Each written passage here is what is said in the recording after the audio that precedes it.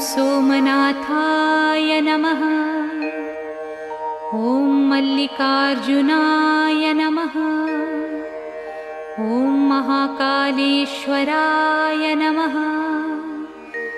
ॐ ओंकारेश्वराय नमः। ॐ वैद्यनाथाय नमः। ॐ भीमशंकराय नमः।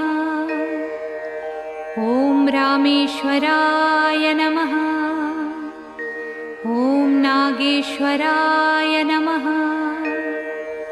ॐ विश्वेश्वराय नमः। ॐ त्र्यंबकेश्वराय नमः। ॐ केदारेश्वराय नमः। ॐ भुस्मेश्वराय नमः।